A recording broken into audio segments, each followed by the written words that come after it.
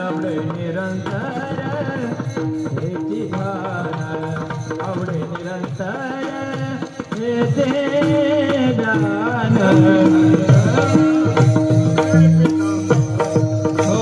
हर पासे पितांबर आवडे निरंतर हेची ध्यान आवडे आवडे निरंतर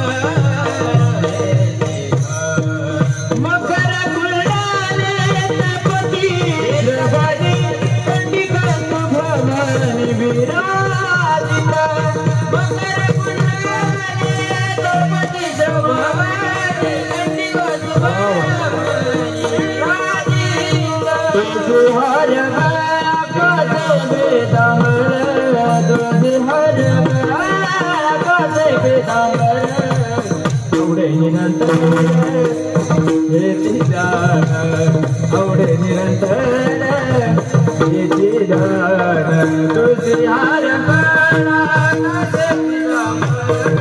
तुझी हर गळा आवडे निरंतर हेची ध्यान आवडे निरंतर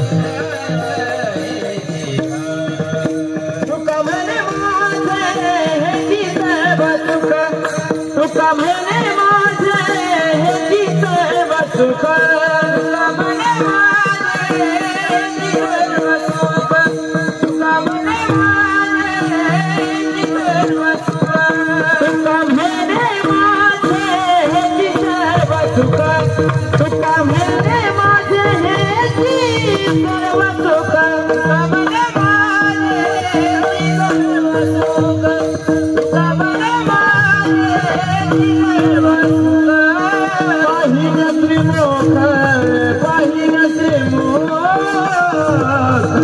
अबविन तुझी हर गळा आजवी समोरा तुझी हर गळा आजवी समोरा आवडे निरंतर हेची ध्यान हे हो आवडे निरंतर हेची ध्यान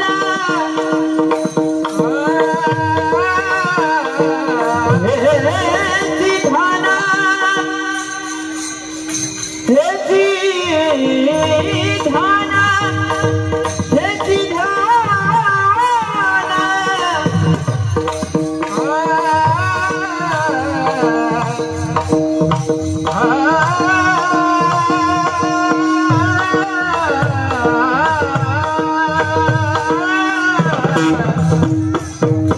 आवडे निरंतर हेची ध्यान आवडे निरंतर हेची ध्यान तुझी हर गळा आजवी समोर तुझी हर गळा आजवी समोर हरे विठोबा रखुमाई टाळी वाजवा विठोबा रखुमाई विठोबा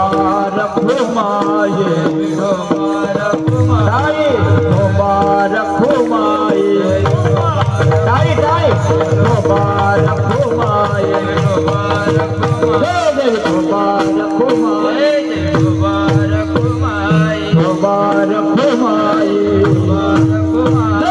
विठोबा रखुमाई विठोबा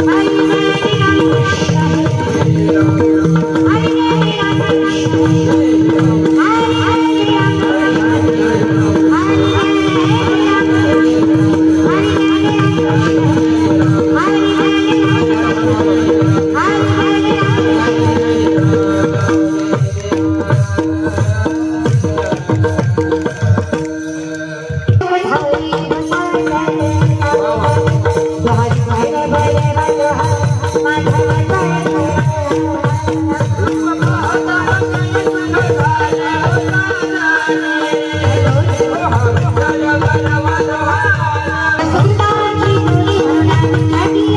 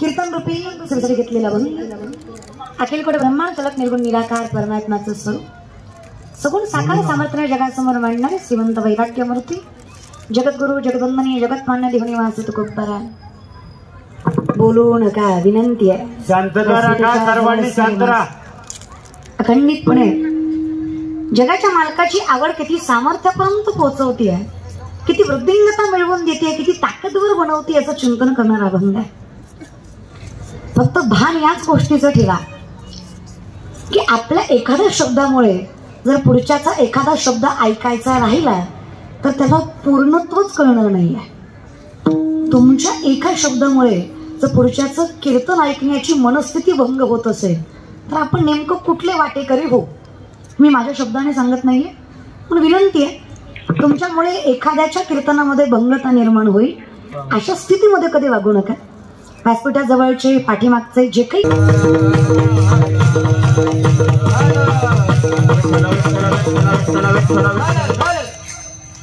गुरु तुकोबराय जेव्हा एखाद्या गुणाचं वर्णन करतात तेव्हा आम्हालाही कौतुक वाटतं कारण ते जगद्गुरु तुकोबराय आहेत ते बाह्य अंगाने कधी गुणाचं वर्णन नाही करणार आहेत ते कधी म्हणणार नाही तू सुंदर आहेस पण जर जगद्गुरु तुकोबराय परमात्म्याला सुंदर मानतायत किंवा स्थिती थांबवणारी आहे म्हणतात तर आम्ही जरासा विचार करतो अवतार कुठलाही असो वारकरी संप्रदायामध्ये प्रामुख्याने 24 अवतार मानले जातात आणि या 24 अवतारामध्ये त्रेतायुगातला अजून एक अवतार कृष्णासोबतचा तो म्हणजे दत्त अवतार हा त्रेतायुगातलाच अवतार समकालीन नाही पण त्रेतायुगच ब्रह्म विष्णू महेशाचं सामर्थ्याने एकत्रितकरण म्हणजे दत्त मी सोप्या भाषेत सांगायचं म्हटलं तर पतिव्रतेचं सामर्थ्य सांगणारा अवतार म्हणजे दत्ताचा अवतार एखाद्या बाईची काय ताकद असते ना हे सांगणारं सानिध्य म्हणजे दत्ताचा अवतार काय ताकद असते असूया म्हणजे द्वेष किंवा मत्सर अनुसया म्हणजे नसणे जिच्या द्वेष आणि मत्सरच नाहीये ती अनुसया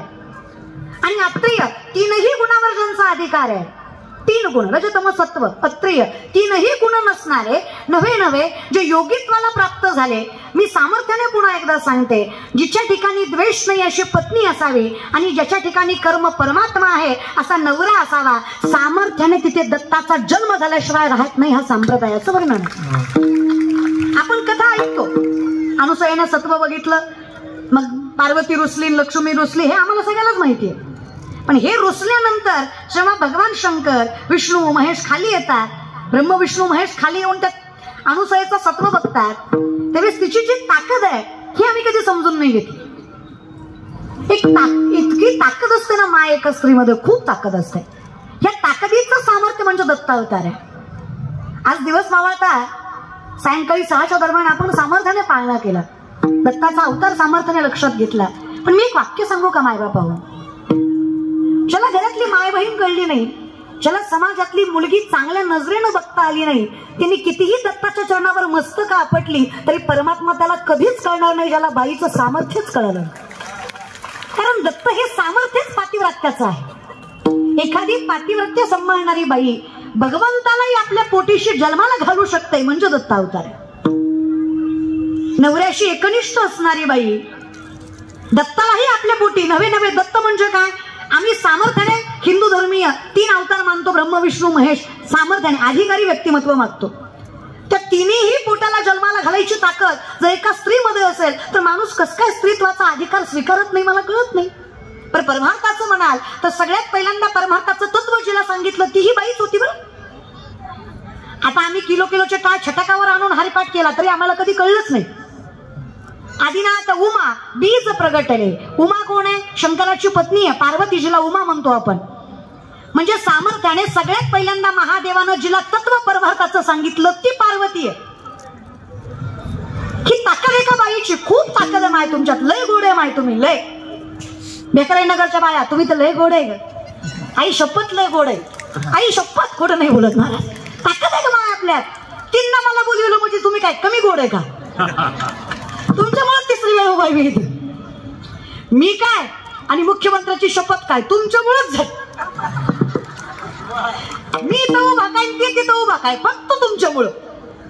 तुम्हाला माहित आहे नवरा कुठल्या का पक्षाचा असं ना 1,500 भेटले ना आधी कमळ दाबू. प्रामाणिक असतात आमच्या बाया.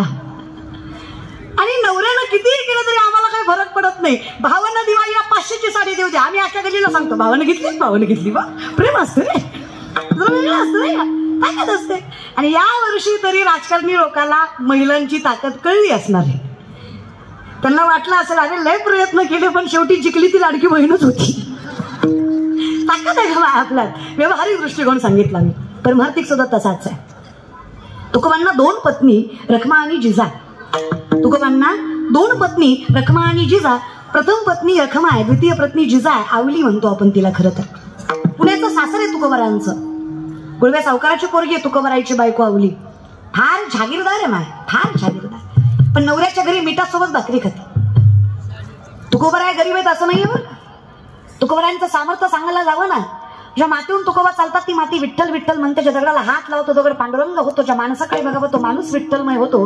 तुकोबराय कीर्तन करायला लागले. याच पुणे जिल्ह्यात मृत झालेला मुलगा कीर्तनात उभा टाकून भजन करतो. ही ताकद ज्यांच्या शब्दात आहे त्यांना जगद्गुरु तुकोबराय म्हणा. सामर्थ्य फार आहे. आणि टाळ्या वाजू वाटल्या तर वाजवी इच्छा. काही माणसं नुसतं मड्याला बसल्यावर तू बोल मी हाय, तू बोल मी बसलोय, तू बोल मी ऐकतो. आपण येत नाही कोणाच्या कीर्तनाला, तुझं नाव ऐकून आलोय, तू बोल. एक ऍटिट्यूडने बसलोय महाराज. काय काय रोगच नाही तसं नका करू रे. हे माहेर आहे माय बाबा हो तुमचं. हे काय आहे तुमचं? देवाचं दार म्हणजे माहेर आहे. जाऊ देवाशिया गावा देव देईल विसावा. देवा सांगू सुख दुःख देव निवारील भूक. आणि माझा परमात्मा इतका मोठा मनाचा आहे ना. माझ्या विठोबाचा कैसा प्रेम भाव. आपण जी देव होय गुरु सगळं सांभाळतो रे तू. माऊली म्हणली तू गुरुबंधू पिता, तू आमची इष्ट देवता, तूही सदा रक्षिता आपदी अमोते. माऊलींचं ज्ञानेश्वरीमध्ये वर्णन आहे. देवा गुरु माय बाप बंधू सर्वस्व काही होतोस. सगळं काही नाकारत नाहीस, सगळं काही स्वीकारू ही प्रत्येक गोष्टीच्या ठिकाणी माझी सामर्थ्याने ताकद करून उभा टाकतोस. अरे कुठल्याच प्रकारच्या गोष्टीची लाज तू बाळगत नाही. साधा वया भक्ती काज नाही लाज धरीत. सगळं होतोस रे विठ्ठला. पितामहा भीष्माने वचन दिलं कृष्णाला, काही झालं शस्त्र उचलायचं नाही देवा. देवाने सांगितलं नाही उचलणार पितामह, फक्त शब्दांचा वापर करेल, फक्त उपदेश करेल. अर्जुनाच्या रथाचा पाय गेला, बाणावर बाण अर्जुनाला मारला. अर्जुनाच्या चुकीच्या अवस्थेचा गैरफायदा घेतला. देवाला सहन झालं नाही. देवानं सुदर्शन चक्र फिरवलं. भीष्माने विचारलं देव आहे ना तुम्ही? देव असून वचन मोडलं. भगवंताने सांगितलं अरे वचन मोडेल पण माझ्या डोळ्या देखत भक्तावर झालेला अन्याय कधी उघड्या डोळ्याने सहन करणार नाही. मायबाप आहे मी त्यांचा. लेकराला कसं वाईट आणि संकटात बघवेल? विचार करा ना. एवढा प्रेम करणारा परमात्मा, मग तो अवतार कुठलाही असू द्या, तो कृष्ण असू द्या, राम असू द्या, शिव असू द्या, दत्त असू द्या, कुठलाही असू द्या, तो सांभाळतो तेवढाच प्रेमाने. ही व्यवस्था आहे रे. तुम्हाला गतवर्षी सांगितलं तुम्ही बसलाय मी उभी आहे, ही व्यवस्था आहे. त्यामध्ये कुठल्याच प्रकारचा भेद. तसं भगवंताने घेतलेले वेळोवेळी अवतार ही भगवंतानं केलेली व्यवस्था आहे. कुठलाच भेद हे तुम्ही आम्ही भेद मानले. तसं तर परमात्मा निर्गुण निराकारच आहे, कुठलं स्वरूपच नाहीये त्याला. पण सोपंच आहे की रे. ज्याला घरातला बाप कळला नाही त्याला कुठं विठेवरचा बाप कळत असतो का? ज्याला घरातली माय कळली नाही त्याला कुठं पंढरीची माय कळत असते का? आमची अवस्थाच विचित्र घेऊ. आमच्या नजरेला चांगलं कधी काही दिसलंच नाही तर आम्हाला देव कुठे दिसत असतो का? तुकोबा सांगतात देवा तू दिसलास याचा अर्थ तू मला कळालास. आणि ज्या दिवशी तू मला कळालास ना, दृष्टी न फिरे माघारी. अरे मला कळलं रे, सत्य तू सत्य तू सत्य तू विठ्ठला, बाकी सगळं जगत भास आहे, इमॅजिनेशन आहे, कल्पना आहे, हे सगळं खोटं आहे माय. पण हा समाज असा आहे, इथं खोटं फार पटकन स्वीकारलं जातं. इथे कसं आहे, क्वांटिटी जास्त असेल तर खोट्यालाही खरं करायची ताकद आहे. थोडं उदाहरण सांगते. कुठल्या ग्रंथात लिहिलं होतं दिवाळीला मोतीच साबण वापरायचा? माय मावल्या माय, तुम्ही माझ्या पार्टीचे आहे म्हणून तरी बोलत जागे. बोलाय कुठे आपल्याला शिकावं लागतं का? बोलायचं माय, बोलायचं ग माय. आणि म्हणलं ना माहेर आहे तुमचं, हसू वाटलं मोठ्यानं हसा, रडू वाटलं मोठ्याने रडा, नाचू वाटलं नाचा. आता एखादी म्हणून नाचले असते ग, पण ज्याच्या संग गाठ बांधली तो गुणाचा नाही. चुकून जर त्याला कळलं नाचत होती कीर्तनात तर घरी गेल्या गेल्या कीर्तन घेईल माझं. घरी गेल्या गेल्या म्हणे लई संतीनं आली होती म्हणत, तू या गा तू ये घरी तुझी महाराजींकडे. तो काय समाज आहे, पण काय पॉइंट ऑफ व्ह्यू बघण्याचा. जी पोरगी वरातीत नाचते ती सुशिक्षित आहे, पण जी कीर्तनात रमते ती नालायक आहे. ज्या बाईनं अखंडितपणे मर्यादा संस्कृती संस्कार सांभाळून संसार केला ती थोडी शिक्षणाने कमी आहे म्हणून ती लोअर क्लास आहे. ती शिकली जास्त पण जिच्याकडे संस्कृती नाही, अरे जी कधी समाजाला मानत नाही, चपल्या घालून चपात्या लाटती, ती मात्र हाय क्लास आहे. सोसायटी खतरनाक मेंटेन केली समाजाने. माहिती हेच म्हणते मी तुम्हाला, इथे किंमत क्वांटिटीला आहे, क्वालिटीला नाही आहे. आमच्याकडे देव सुद्धा ट्रेंडिंग वरच आहे. दरवर्षी एक नवीन देव ट्रेंडिंग मध्ये येतो. खरं आहे का खोटं? आणि जो देव ट्रेंडिंग मध्ये वर्षभर त्यालाच गर्दी असते, बाकी देवाला दुष्काळ असतो. पण माझं जर असं म्हणणं आहे तर माझी विनंतीच आहे, जर आपल्या धर्माचा प्रचार प्रसार करायची ताकद आपल्यात असावी तर आपण पुरुषार्थ साधणारं व्यक्तिमत्व म्हणत जावं. जर आहे ना आपल्याकडे ताकद तर करायचा, सामर्थ्याने. प्राऊडली टू बी हिंदू सांगायचं, हिंदू आहे मी. अरे मी तो हिंदू धर्मी आहे जिथं आई वडिलांना देव म्हणायचं सामर्थ्य आमच्यात आहे. मी तो हिंदू आहे जिथं मातीला आई मानतोय. मी तो हिंदू आहे दगडालाही देव करायची ताकद ज्यांच्यात आहे त्यांना हिंदू म्हणायचं. अरे आम्ही हिंदू आहे रे, लय ताकद आहे आमच्यात. काय सांगता तुम्ही? लय विचारही करू शकत नाही एवढं सामर्थ्य. धर्मजात पंत मानणारी आम्ही माणसं नाही रे, पण ज्यावेळेस विषय स्वाभिमानाचा येतो ना तेव्हा गप्प राहून चालत नाही दादा. कळलं पाहिजे आपला बाप कोण आहे. तुकोबा राय सांगतात, तुका म्हणे येते पाहिजे जातीचे येड्या गबाळ्याचे काम नाही. भले तरी देऊ कासेची लंगोटी नाठाळाच्या माती हनोकाठी. आमच्याशी प्रेमाने वागलात ना आमचं धोतर सोडून तुमची लाज राखू, पण आमच्या नादी लागलात ना झेंडा खाली दांडावर करून धोतराची ताकद दाखव. तेवढी ताकद आमच्यातही आहे दादा. नसेल मनगटात पण विचारात आहे ना. एखाद्या वेळेस वजन कमी असेल पण विचार चांगलेच ना दादा. आणि विचार चांगले असलं नाही, लोक म्हणतात लय बोलत होती, अशीच होती पण लय बोलत होती. नसेल मनगटात पण आहे ना विचारात. आणि विचाराच्या बळावर एक वाक्य तुम्हाला व्यासपीठावर सांगते, नाही शस्त्राने जग जिंकता आलं, काही मानू शकत नाही. शस्त्राने एखाद्या वेळेस हारालही तुम्ही, पण शास्त्राने माणूस कधी हारत नाही. हे ताकद त्या शास्त्रांमध्ये असते. तो शास्त्र पारंगत असावं व्यक्तिमत्व, दोन्ही असावं या विषयात. मग ती रखमा आणि जिजा जागेवर आलात का तुम्ही? मी तुम्हाला महात्म्य स्त्रीचं सांगते कारण कीर्तन दत्ताचं आहे. रखमा आणि जिजा दोन पत्नी तुकोबांना पुरुष मंडळी लय हौसनं ऐकू नका. त्यांनी काही हौसनं केलं नाही. त्यांना पहिलीला बाळ होत नाही म्हणून आईबापांना हट्ट खातर दुसरी करायला लावली. पण देवाचं गणित इतकं बेकार, दुसरी बायको केल्यावर दुसरीच्या आधी पहिलीला लेकरू झालं. देव मी असला खतरनाक आहे की नाही, लय मजा बघतो महाराज तेव्हा माहिती. आणि हे बघा तुम्ही हे जे म्हणता ना संत गरीब वगैरे, हा व्यवहारिक सांगते मी तुम्हाला. पहिली पत्नी असताना तुकोबांना द्वितीय पत्नी दिली जाते म्हणजे तुकोबा गरीब असतील का? पैसा कमवायचा बरं काय. आपण पुण्यात येऊन राहतोय, कोणी इथले असतील कोणी बाहेरून आलेली असतील, उदरनिर्वाहासाठी जगत असतील, कमवायचा. पैसा कमवायला मागं पुढे बघायचं नाही. 4 पुरुषार्थापैकी पहिला पुरुषार्थ धर्म आहे आणि दुसरा पुरुषार्थ अर्थ आहे. पैसा. नोकरी सरकारी असेल ना, पोरगा किती बी काळा भंगारण किती बी ढोला असू द्या, बायको नाजूकन गोरीच भेटती. आणि तुम्ही किती हँडसम असलं ना, गुड लुकिंग, जॉ लाईन, 6 पॅक, फक्त खिशात दमडी नसू द्या, तुम्हालाच पुरीला म्हणावं लागतं भाई म्हण की एकदा भाई म्हण की एकदा भाई म्हण एकदा. ते भिटकाराच्या अवस्था असते. पैसा बिसा कमवीच जा जरा. परमार्थ वगैरे फार लांबची गोष्ट आहे. हे कलियुग आहे. डोंट जज बुक बाय कव्हर, हे इथं चालत नाही. इट्स ऍब्सोल्युटली बुक जज बाय कव्हर. इथे तुमच्या बाह्य अंगावरच तुमचं अस्तित्व ठरवलं जातं, तुमच्या स्टँडर्डनेसवर किंवा तुमच्या प्रेझेंटेशनवर तुमचा क्रायटेरिया ठरवला जातो. सो प्लीज रिमेंबर, पैशाला कमी समजायचं नाही. लक्ष्मी आली, माणसं म्हणतात पैसा आला की माणूस बदलतो. नाही रे दादा, लक्ष्मी का बदलेल कोणाला? सामर्थ्यवान नाही, ती कोणाला बदलत वगैरे नाही. लक्ष्मी माणसाला बदलत नाही, पण हा लक्ष्मी माणसाचा खरा चेहरा समाजाला दाखवल्याशिवाय राहत नाही. तो मूळतः तसाच असतो, तो स्वभावाचा तसा आहे, फक्त पैसा नसल्यामुळे तो बसतो. पैसा आला की रंग दाखवतो. खरंच आहे, ज्याच्याकडे पैसा नाही तो किती नम्र राहा, लोक त्याला मान देतात का? पैसे कमवून नम्र राहा, लोक म्हणणार काय माणूस आहे, पैसा आहे तरी शांत आहे, पैसा आहे तरी गरिबावानी राहते. आणि पैसे नसल्यावर तुम्ही किती गरिबावानी राहा, कोण किंमत देणार तुम्हाला? किंमत तिथे लय अवघड जातं. हा समाज आहे रे. म्हणून विनंती आहे, विठेवरच्या मालकाला सांगण्याचं, देवा जे काही कमवावं ते तुझ्या आशीर्वादाने कमवावं, एवढी अक्कल मला ठेव, बाकी मला कमवायला काही हरकत नाहीये. आमचं चुकतंय काय? आम्ही कमवतोय ते स्वतःच्या बळावर कमवतोय असं आम्हाला वाटतंय. आम्ही आशीर्वाद नाकारतोय म्हणून आम्हाला त्रास होतोय. कमवावं पण त्याच्या आशीर्वादाने कमवलं जातं याचं भान असावं. ज्या दिवशी हे भान राहतं ना, त्या दिवशी नोहे सारिता तुम्हाला कोणीच वेगळं नाही करू शकत आहे. विठ्ठलापासून, परमात्म्यापासून कोणीच नाही. सत्य कळालं ना, दुसरीकडे नजर जात नाही दादा. पण सत्य कळावं, सत्य एकच आहे, तू आहेस. सर्वागती राम, सगळीकडे जर तूच आहेस, तुझ्याशिवाय नजर जाणार तरी कुठे? जिथे दिसे भूत तेथे मानिजे भगवंत, हा भक्तियोग निश्चित जाणं माझा. माऊलींचं वर्णन आहे माझ्या. सगळीकडे जर तुझं स्वरूप आहे, तुझाच अवतार आहे, तर मी बघावं तिथे तूच दिसल्यानंतर तुझ्याशिवाय मला आवडणार तरी कोण आहे? तू देखणं आहेस यात वाद नाही. परमात्मा तू देखणं आहेस, पाहिलं ना तुला तर स्थिरावतं मन, इतकं स्वरूप तुझं देखणं आहे.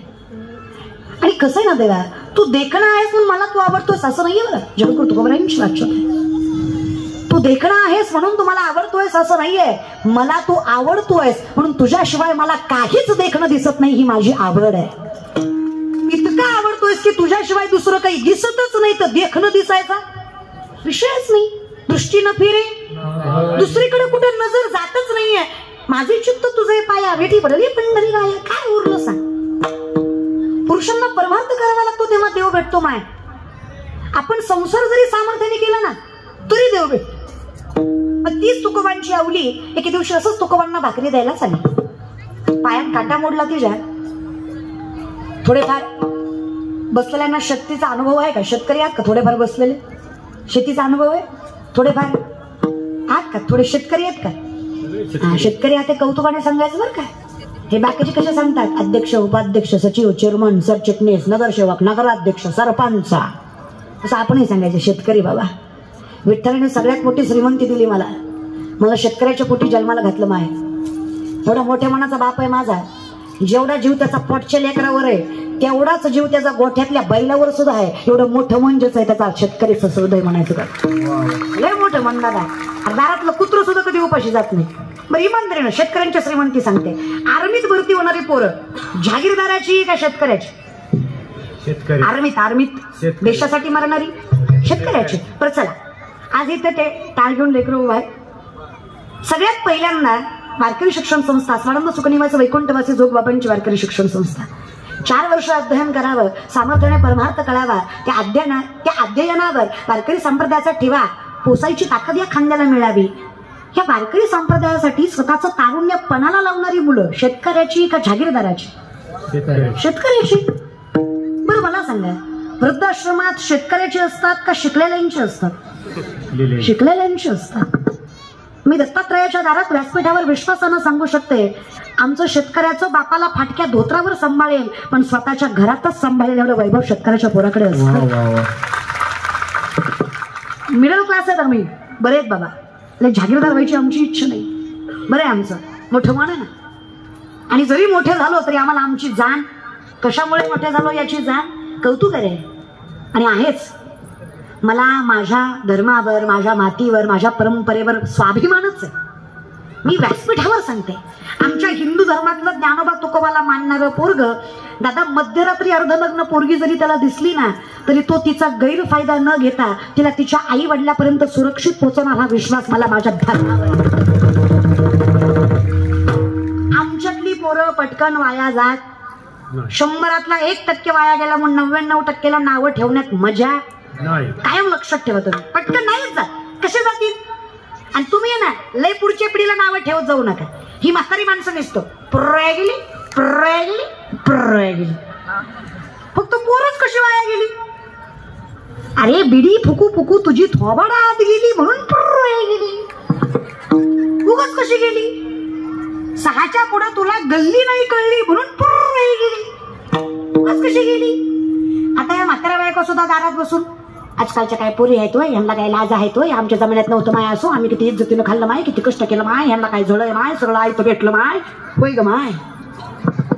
ऍक्सेप्टेड की जेवढं तुमच्या पिढीला जमलं तेवढं खरंच आम्हाला जमणार नाही. माय मावल्यांनो, ज्या जुन्या बायांनी कष्ट केलं ते आमच्या क्षणी होणार नाही. पण करून करून करायचं, बोलून वाया घालवायचं की ग माय. तुम्ही आता काय करता? मिसरी चुळती.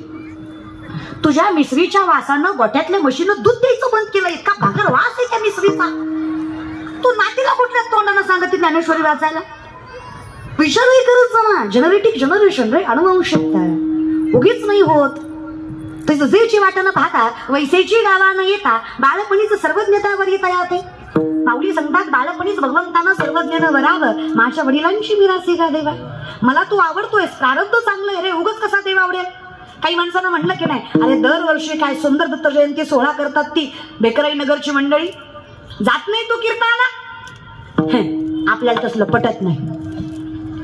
दुसऱ्याला म्हणलं गेला नाहीस? गेलतो, मजा बघून आलो. तिसरा म्हणला जरा वेळ बसलो होतो, जागा भेटली नाही मधनच आलो. काही म्हणले शेवटपर्यंत बसलो, कळलंच नाही. चुकच नाही आपल्या. आपले पाय कीर्तनाकडे वळत नाही, आपल्याला कीर्तन कळत नाही. आपलं मन देवाच्या दारात सुखावत किंवा स्थिरावत नाही. देवाकडे पाहून जर आपलं मन भरत नाही तर यात आपला दोष नाही. माऊली सांगतात पूर्वजन्मीचं पाप आहे जे भगवंताची ओळख करून घेऊ देत नाही. माऊलींची हच्छत आहे रे. नामासी विनमुख तो नर पापिया, हरिविन धावया न पावी कोणी. तुका म्हणे नाड पाप ठाके हिताड. हे पाप आहे. माणसं म्हणतात पाप पाप म्हणजे काय? अहो स्वतःच चांगलं कळत नाही याच्यापेक्षा मोठं पाप काय असू शकतं? जन्मदाते मायबाप कळत नाही याच्यापेक्षा मोठं पाप काय असू शकतं? अहो देवाविषयी प्रेम निर्माण होत नाही याच्यापेक्षा मोठं पाप काय असू शकतं? अरे कीर्तनात मन रमत नाही पण कचकच कांद्याला गेल्याशिवाय राहत नाही याच्यापेक्षा मोठं पाप काय असू शकतं? कळलं त्यालाच कळलं.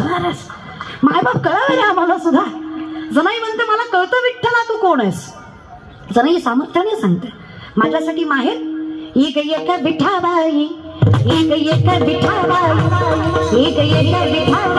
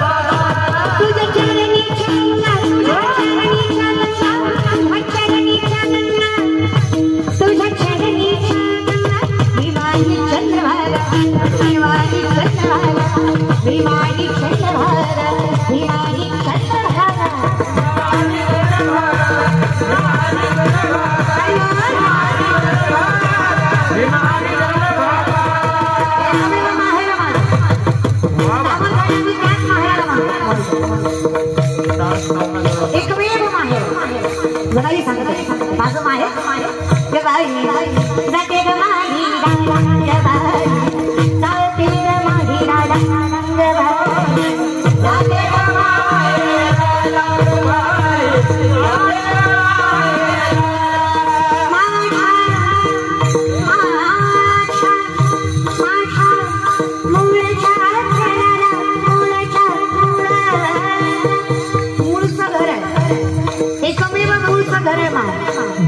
हे सगळं जेव्हा नव्हतं तेव्हा जे घर निर्माण झालं ते मूळचं घर आहे. एकमेव मूळचं घर.